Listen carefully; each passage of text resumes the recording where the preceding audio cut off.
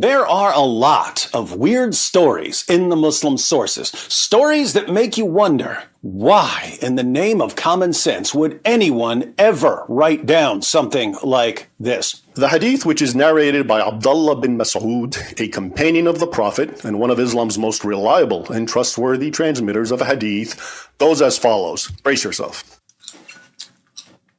Abdullah begins by telling us that Muhammad called on him to accompany him on a trip into the desert. When they reached a certain place and night had fallen, Muhammad made a line in the sand, most likely a circle, and told Abdullah, quote, "Stay behind this line and do not cross it, for if you do, you will die." Muhammad then left his startled companion and walked into the desert night, about the distance of a hurled stone, says Abdullah. Before long, our narrator saw a group of men, he does not specify how many, who, quote, appeared to be al-Zut.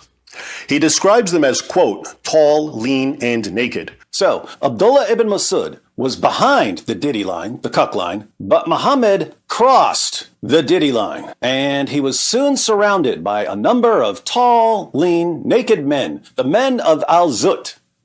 After describing them, Abdullah goes on, and here's the problematic part, to say, quote, they went to and began to ride the Prophet of Allah. They did what now? They went to and began to ride the Prophet of Allah. Literally, that's what the Arabic says. These tall, black, naked men rode Muhammad. The Arabic word yarkabun, which I will presently discuss, can also be translated as mounted. And they did this all night long, says Abdullah. These tall, lean, black, naked men mounted Muhammad in the desert and rode him all night long, while his companion Abdullah ibn Mas'ud watched from behind the Cuck line. During which time they would also come and circle around and try to reach him, but they were prevented, apparently from the line of protection Muhammad had drawn in the sand for his companion. Abdullah concludes his narration, quote, I was extremely terrified by them, so I sat down. With the coming of dawn, they began to depart. Then the Prophet of Allah returned slowly and in pain from that which they did while riding him. These tall, lean, black, naked men tried to get to Ibn Mas'ud, but he was protected by the Diddy line. He was terrified, so he sat down. When dawn arrived, the tall, lean, black, naked men left, and Muhammad came stumbling back to Ibn Mas'ud, slowly, because he was in pain from these tall, lean, black, naked men riding him all night long.